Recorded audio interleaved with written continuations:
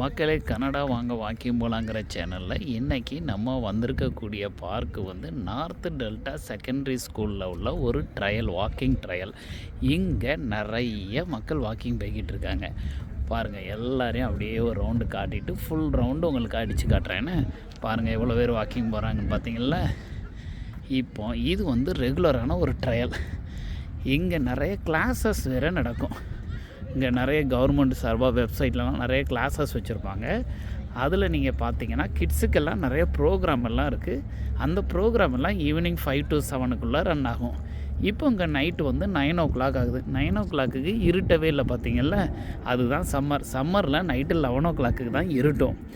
Morning பார்த்தீங்கன்னா 4 o'clock விடிஞ்சிரும். நல்ல வெயில் அடிக்கும், பங்குனி வெயில். 4 o'clock விடிஞ்சிரும்.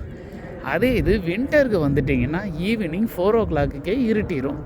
மார்னிங் பார்த்தீங்க அப்படின்னா ஒரு 8 மணி 9 மணிக்கு தான் வெளிச்சம் வர்ற மாதிரி இருக்கும். அதுதான் வின்டர். ஸோ இந்த 9 o'clock நல்லா இருக்கா? Okay, right. இப்போ வாங்க, கிட்ஸ் எல்லாம் எவ்வளோ அழகாக விளையாண்டுக்கிட்டு இருக்காங்க. அதே மாதிரி அங்கே தள்ளி விளாட்றாங்க பாருங்கள், காட்டுறேன். இப்போ நம்ம எல்லாம் வாக்கிங் போகிறாங்க, நம்மளும் வாக்கிங் போகலாம். இன்றைக்கி நம்மளோட வீட்டில் வந்து பிரியாணி அண்ட் சிக்கன் கிரேவி இருந்தது. நல்லா வச்சு விளாசுன்னு விளாசியாச்சு. சாப்பிட்ருக்க பிரியாணிக்கு ஒரு ரவுண்டு இல்லை, 20 ரவுண்டு அடித்தா தான் நல்லாயிருக்கும்.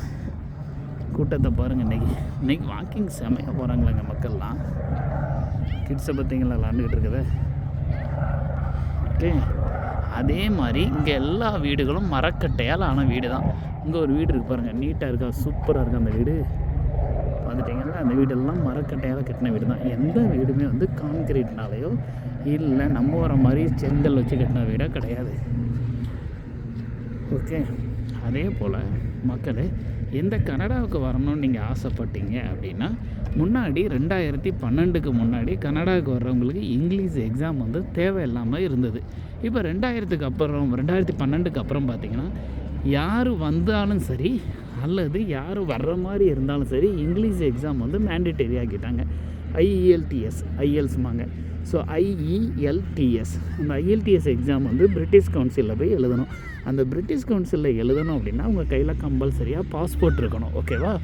ஸோ பாஸ்போர்ட் வந்து எடுத்துகிட்டு நீங்கள் அப்ளை பண்ணணும் IELTS எக்ஸாமில். இந்த IELTS எக்ஸாமில் 2 விதமான எக்ஸாம் இருக்குது. ஒன்று வந்து IELTS ஜெனரல்னு ஒன்று இருக்குது, இன்னொன்று IELTS அகடமிக்னு ஒன்று இருக்குது. நீங்கள் கனடாவுக்கு படிக்க வரதா இருந்தால் அகடமிக் எழுதணும். அதாவது 4 சப்ஜெக்ட் இருக்குது. ரீடிங், லிசனிங், ரைட்டிங், ஸ்பீக்கிங் அப்படின்னு 4 இருக்குது. இந்த கனடாவில் படிக்க வர்றது தான் ரொம்ப ரொம்ப ஈஸி வேலைக்கு வர்றதை விட. எப்படி அப்படின்னா, UCW அப்படின்னு ஒன்று இருக்குது, யூனிவர்சிட்டி ஆஃப் கனடா வெஸ்டர்ன் ஒன்று இருக்குது. அதுக்கு நீங்கள் ஒரு அப்ளிகேஷனாக போடலாம். போட்டு ஒரு MBA, BE முடிச்சுட்டு நம்ம ஊரில் MBA படிக்க இங்கே வரலாம். MBA படிக்க வந்தீங்க அப்படின்னா 2 நாள் அல்லது 3 நாள் தான் கிளாஸ் இருக்கும். மீதி 4 நாள் உங்களுக்கு ஃப்ரீயாக தான் இருக்கும். அந்த 4 நாள் நீங்கள் ஒர்க் பண்ணலாம். ஒர்க் பண்ணி வரக்கூடிய காசை வச்சு உங்களோட ஃபீஸையும் பே பண்ணிடலாம். ஊரில் வாங்கியிருக்க பேங்க் லோனையும் அடைச்சிக்கிடலாம். ஓகேவா? இப்போ இவ்வளோ பெரிய விஷயந்தான். அதுக்கு ரொம்ப பெரிய விஷயந்தான். பட் நீங்கள் அந்த யூனிவர்சிட்டியை காண்டாக்ட் பண்ணுங்கள். யூனிவர்சிட்டியோட காண்டாக்ட் அஸ்ன்னு இருக்கிற நம்பர் காண்டாக்ட் பண்ணிங்கன்னா, இந்தியாவில் ஒவ்வொரு ஸ்டேட்லேயும் அவங்களுக்கு ஒரு ஏஜென்ட் இருப்பாங்க யூனிவர்சிட்டி சார்பாக. அந்த ஏஜென்ட் வந்து உங்ககிட்ட பணம் வாங்க மாட்டாங்க, யூனிவர்சிட்டியில் பணம் வாங்கிக்கிடுவாங்க. ஓகேவா? அதனால் நீங்கள் அந்த ஏஜென்ட் த்ரூவாக அப்ளை பண்ணி நீங்கள் உள்ளே வந்துடுங்க. கனடாக்குள்ளே உள்ளே வந்துட்டீங்கன்னா வித்தின் 2 இயர்ஸுக்குள்ளே எப்படியாவது நீங்கள் இப்போ உங்கள் கோர்ஸையும் முடிச்சுட்டு நல்லா சம்பாரிச்சிட்டு கனடாவில் ஒரு பெர்மனண்ட் ரெசிடென்சி ஆகிறதுக்குள்ள எக்ஸாம்லாம் எழுதி பிஆர் அப்ளிகேஷன் போட்டு பெர்மனண்ட் ரெசிடெண்ட் ஆகிடுவீங்க. பெர்மனண்ட் ரெசிடெண்ட்டாக ஆனதுக்கப்புறம் வித்தின் 3 இயர்ஸில் உங்களுக்கு சிட்டிசன் ஆகிறதுக்கு எலிஜிபிலிட்டி இருக்குது. இந்த சிட்டிசன்ஷிப் வாங்குறது ரொம்ப ஈஸி தான். 3 இயர்ஸில் ஆட்டோமேட்டிக்காக இங்கே இருந்த டேஸஸ் எல்லாம் கவுண்டிங் ஆகிரும். ஒர்க் பெர்மிட், ஓப்பன் ஒர்க் பெர்மிட்டில் இருந்தீங்கன்னா 1 ஃபுல் டே வந்து ஹாஃப் டேவாக கன்சிடர் பண்ணுவாங்க. அந்த ஒரு 3 வருஷமான அந்த நாட்களை கவர் பண்ணி உங்களுக்கு வந்து சிட்டிசன்ஷிப்பும் ஈஸியாக கொடுத்துருவாங்க. சிட்டிசன் ஆகிட்டீங்க அப்படின்னா கனடாவில் குடும்பத்தோட ஹஸ்பண்ட் அண்ட் ஒய்ஃபு 2 கிட்ஸ் இருந்தீங்கன்னா அந்த 2 கிட்ஸுக்கு எல்லா எஜுகேஷனும் 12th வரைக்கும் ஃப்ரீ.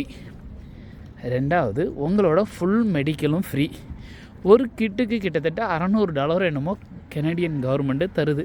2 கிட்டு வச்சுருந்தீங்கன்னா $1200 மாதம் தரும். உங்களுக்கு ஃப்ரீயாகவே தரும்.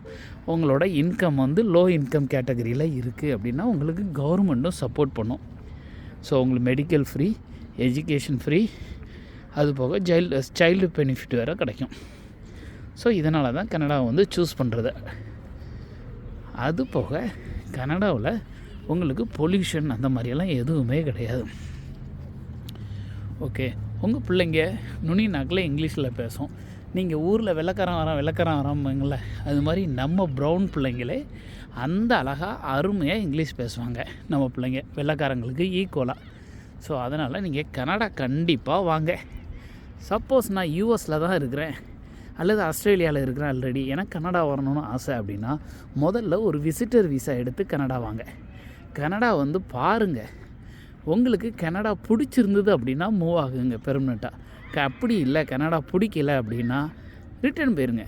ஆனால் கனடாவை வந்து பார்க்காம நீங்கள் பெர்மனெண்ட்டாக மூவ் ஆகி வராதிங்க, வந்து ரொம்ப கஷ்டப்படாதீங்க. ஏன்னா யூஎஸ்லேயோ அல்லது ஆஸ்திரேலியாலேயோ ஆல்ரெடி நீங்கள் நல்ல செட்டில் ஆகிருந்தீங்கன்னா இந்த வேலையை பண்ணாதீங்க. ஓகேவா மக்களே? இப்போ ஒரு ரவுண்டு முடிய போகுது. ஒரு வழியாக இந்த ஸ்டேடியத்தை தாண்டின உடனே ஒரு ரவுண்டு முடிஞ்சிடும். இதில் உட்காந்து வேடிக்கை பார்க்க வேண்டியதான். வெயில் காலத்தில் நல்லாயிருக்கும், உட்காந்து அரட்டை அடிக்கிறான் பாருங்கள் நம்ம மக்கள். ஸோ இதனால் இங்கே வாக்கிங் போகிறதுக்கு ரொம்ப நல்லாயிருக்கும், இதமாக இருக்கும். ரெகுலராக நான் வருவேன். ஆனால் முன்னாடி வந்துக்கிட்டு இருந்தேன். இங்கே இப்போ இந்த வருஷம் வர்றதில்லை, இப்போ தான் ஃபஸ்ட் டைம். அன்றைக்கி ஒரு டைம் வந்திருந்தேன், அதுக்கப்புறம் இப்போ தான் வர்றேன். ஸோ நல்ல இடம். இங்கே பாருங்கள் நம்பர் போட்டு வச்சுருக்காங்களா. ஓட்டப்பந்தயம் ரன்னிங் ரேஸ்லாம் வைப்பாங்கள்ல, அதுக்கு 1 2 3லேருந்து 8 வரைக்கும் இருக்குது. 8 பேர் நிற்பாங்க, யார் வின்னர்னு பார்க்கலாம். ஓகே மக்களே, இந்த சைடு ஒரு ஸ்கூல் பார்த்திங்களா, இதுதான் நார்த் டெல்டா செகண்டரி ஸ்கூல். இந்த ஸ்கூலை விட இந்த சைடு இப்போ டவுன் ஹவுஸ் கட்டுறாங்க. முன்னாடி இண்டிபெண்டன்ட் வீடாக இருந்தது. டெல்டா கவர்மெண்ட் இப்போ அப்ரூவல் கொடுத்துட்டு 4 வீடை இடித்து டவுன் ஹவுஸ் கட்டிக்கிட்டு இருக்காங்க. சூப்பராக மக்களே, உங்களை அடுத்த வீடியோவில் சந்திக்கும் வரை உங்களிடமிருந்து விடைபெற்றுக் கொள்கிறேன். See you soon மக்களே.